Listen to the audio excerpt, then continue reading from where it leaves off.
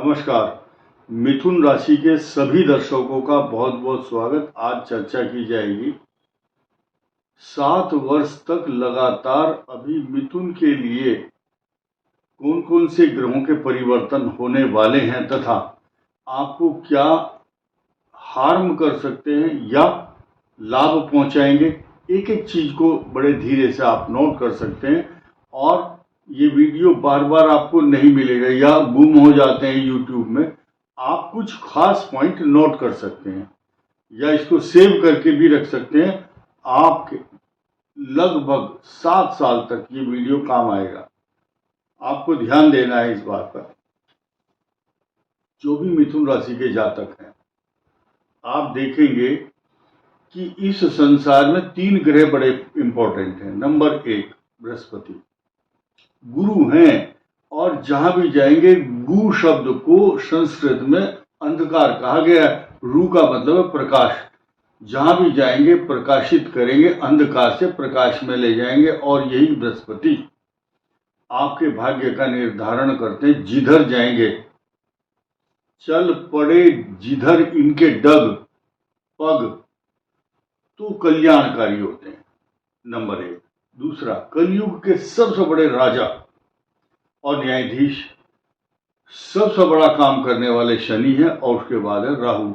राहु अद्वितीय यानी कि एक्स्ट्रा ऑर्डिनरी काम करते हैं क्योंकि अमृत पी चुके हैं, अमर हैं। और एक चीज ध्यान रखना, जब राहु और केतु एक राक्षस थे, राक्षस के 2 हिस्से किए भगवान विष्णु ने, तो आधा हिस्सा जो ऊपर का है वो राहु है। और आप देखेंगे बुद्धि जो है, अमृत पी हुई बुद्धि ऊपर है। अगर साइड इफेक्ट देगा तो नेगेटिव थॉट्स अगर आएंगे, अगर पॉजिटिविटी देगा तो निर्भर करता है कि आपका समय, आपकी दशा कैसी चल रही है, उसी के साथ ये सपोर्ट करने लगते या इनका काम है जैसी हवा चल रही उसके साथ बह जाते हैं। इनका अपना, आप टेलीस्कोप से देखेंगे, राहु का कोई उपग्रह या ग्रह की या कोई सैटेलाइट छोड़ो, ये राहु है ही नहीं कहीं। लेकिन है सब कुछ। कार्य जो भी बिगड़ते हैं या सही होते हैं, अगर कोई राशि का व्यक्ति मिथुन का भ्रमित होगा तो राहु भ्रमित करेगा। बट 2 चीजें, डिस्ट्रक्टिव और कंस्ट्रक्टिव। कुछ लोग बहुत पढ़े लिखे हैं लेकिन नेगेटिव अगर थिंकिंग हो गई तो वो डाकू बन जाते हैं या आतंकवादी बन जाते हैं। किसी का नाम नहीं लेंगे, लेकिन अगर पॉजिटिविटी की तरफ जाएंगे तो स्पेस, वैज्ञानिक, वायुयान से संबंध, बड़े बड़े आविष्कार करने वाले, अंतरिक्ष यात्री, ऐसा काम करता है आदमी जो आपके खानदान में किसी ने न किया हो। उसकी योग्यता और प्रतिभा में इजाफा होता है, तरक्की होती है। अब आप 3 बातों को समझिए। यहां सिर्फ 3 ही चर्चा होंगी। नंबर 1 शनि की और दूसरी चर्चा गुरुदेव बृहस्पति की, जो आपको सब कुछ देंगे, माला माल करेंगे। धन, विद्या, बुद्धि, संस्कार तथा आपकी संतान, विवाह, नौकरी, व्यापार, प्रतिष्ठा, सोना चांदी, वस्त्र, आभूषण, सद्बुद्धि तथा मांगलिक कार्यों में आपकी रुचि तथा घरेलू संसाधन और अच्छे वस्त्र, अच्छी बिहेवियर पैटर्न, अच्छी सोच, दूरदर्शिता तथा भविष्य में अपने प्रति खूब जागरूक होना, ये सब शनिदेव कराएंगे। अब आप सुनिए एक एक सीक्वेंस। फिलहाल की स्थिति समझिए।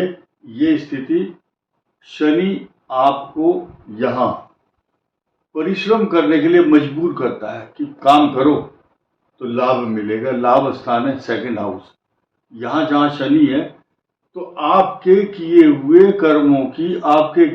कर्मों की मेहनत की या आपके जो भी अच्छा क्रेडिट आपने कमाया, way of working, living, talking, thinking, everything, उसका जो क्रेडिट है वो आगे 2.5 साल में मिलेगा।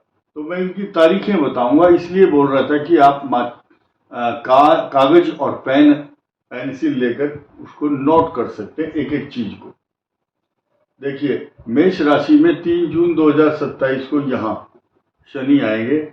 उसके बाद फिर वक्री होकर दोबारा 20 अक्टूबर 2027 को फिर यहाँ आ जाएंगे। जो मोह है, इनका मोह गया नहीं है, यानी कि फिर आपको प्रेरित करेंगे कि थोड़ा सा मेहनत और कर।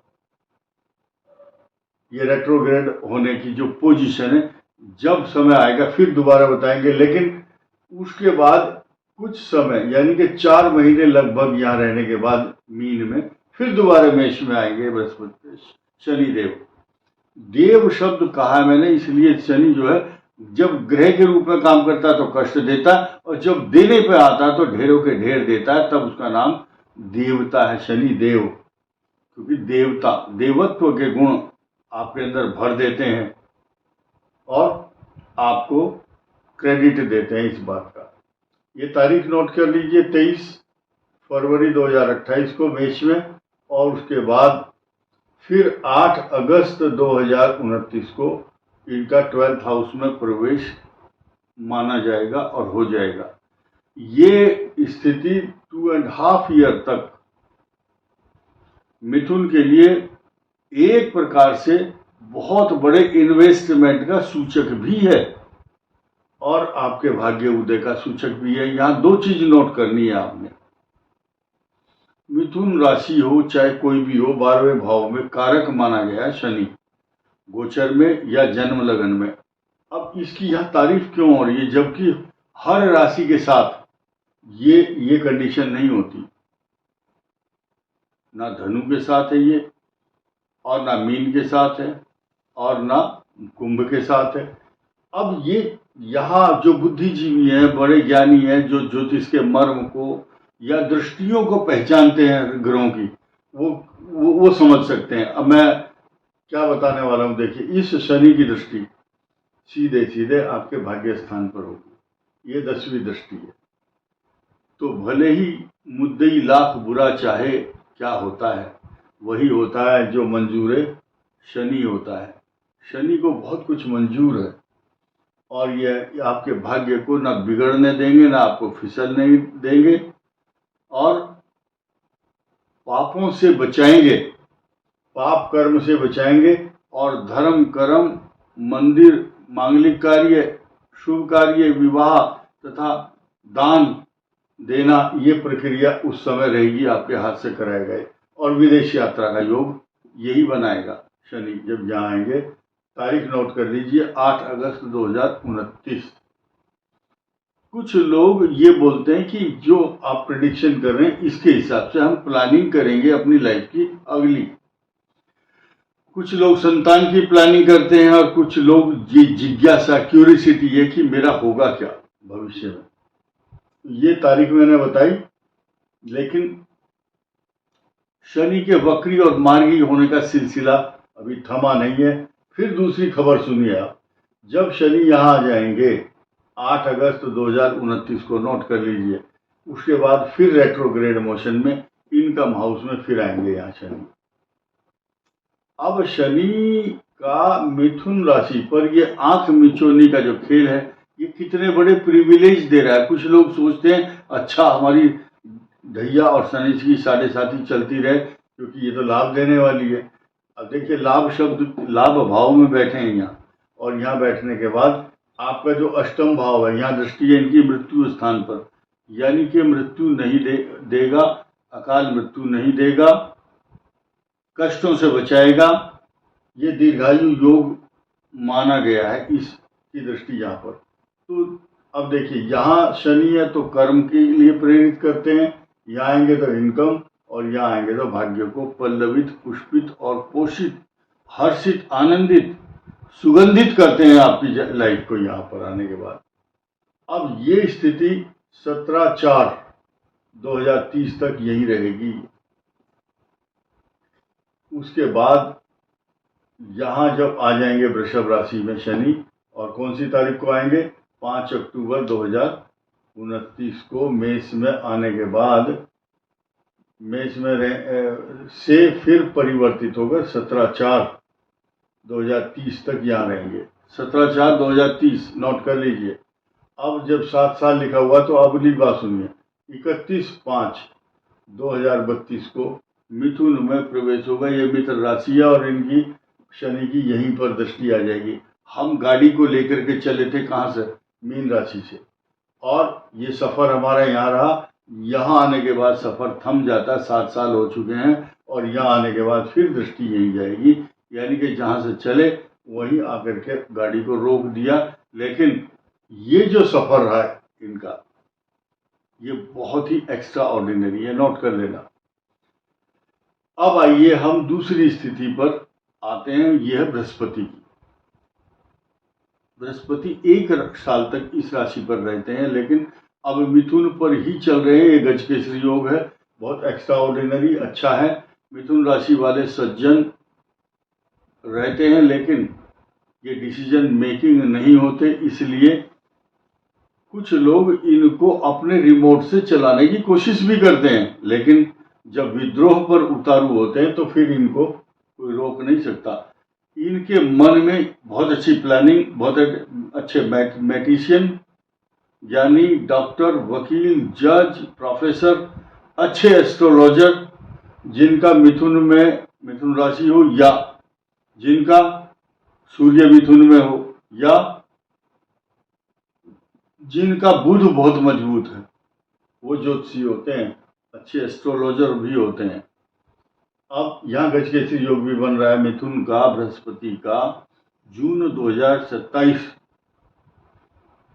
तक तो कर्क में रहेंगे। अब 2025 के बाद सन 2026 में आ जाएंगे कर्क में। यहाँ फिलहाल जून 2026 तक यही बनी रहेगी स्थिति इनकी, एक्सेप्ट अभी 48 डेज के लिए यहाँ पर स्थापित होंगे। ये प्रतीकात्मक रूप से इसलिए यहाँ दर्शाया गया है।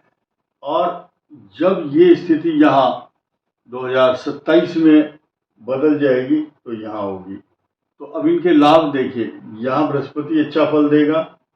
पंचम और नवम और सप्तम को पल्लवित और पुष्पित इन स्थानों की वृद्धि करेगा।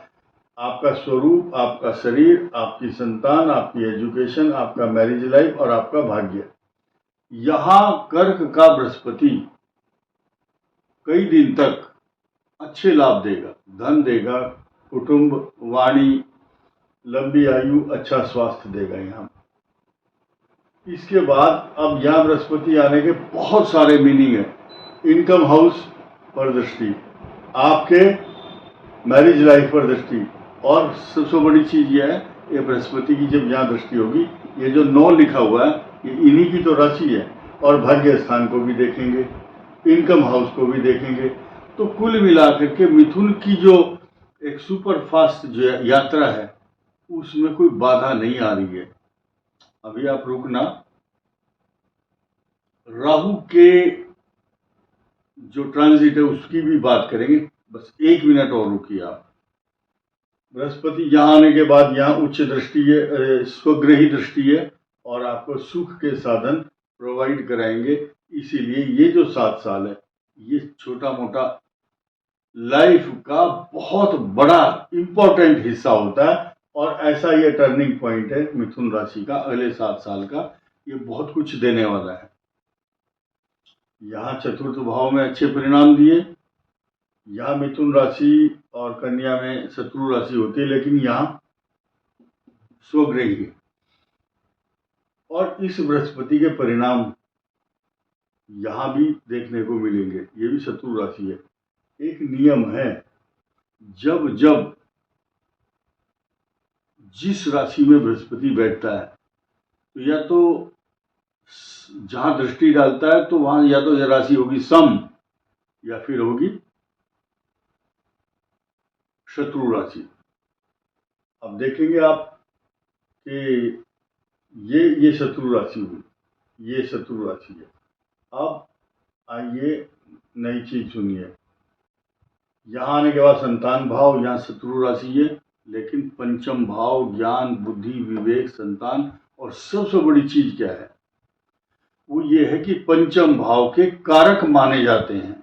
जैसे कि एक बहुत बड़ा गेस्ट हाउस है, उसमें कोई वीआईपी ठहरता है तो वो उसके लिए नियुक्त है। वहां कोई छोटा मोटा आदमी, ई रिक्शा या ऑटो वाला कोई भी जाकर ठहर जाए, ऐसा नहीं है। तो यानी कि ये गेस्ट हाउस है, बहुत बड़ा वीआईपी गेस्ट हाउस है। और यहाँ बृहस्पति पंचम भाव में बस अपनी थकान उतारते हैं, रेस्ट करते हैं, इस भाव को सब कुछ देते हैं। और यहाँ बैठने के बाद दूसरों को भी कहते हैं कि तुम चिंता मत करो।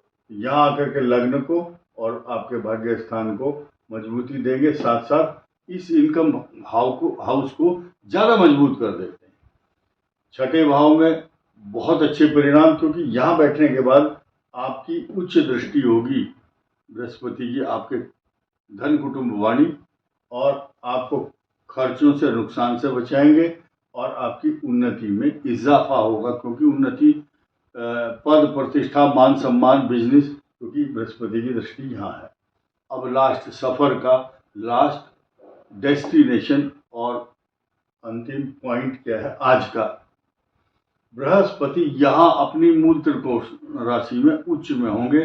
जिनके रुके हुए काम है यहाँ पर बन जाएंगे, क्योंकि विवाह दाम्पत्य जीवन के साथ साथ आपके साझेदार पार्टनर आपको नुकसान नहीं पहुंचा पाएंगे, सद्बुद्धि देंगे। और आपकी जो जीवन साथी की आदत है, अगर बहुत दिनों से खराब है तो वो सुधर जाएगी। ये बृहस्पति का बहुत बड़ा इम्पैक्ट यहाँ होगा। अभी मैंने आपसे वायदा किया था कि राहु की भी बात करेंगे। राहु 18 महीने रहते हैं एक राशि पर, 18 मंथ। तो 18 मंथ जो है, अब आप कैलकुलेशन करना खुद, मैं दिमाग नहीं लगाऊंगा इस मामले में, ना तारीख निकाल के दिखाऊंगा, क्योंकि थोड़ा सा होमवर्क दे रहा हूं मैं आपको। लगाओ हिसाब, 18 महीने इनके 6 दिसंबर 2026 को कंप्लीट होंगे। और राहु की गणित जो है एकदम पक्का होता है। 18 महीने यहाँ लगाइए आप 6 दिसंबर के बाद, तो ये जून 2028 आ जाएगा।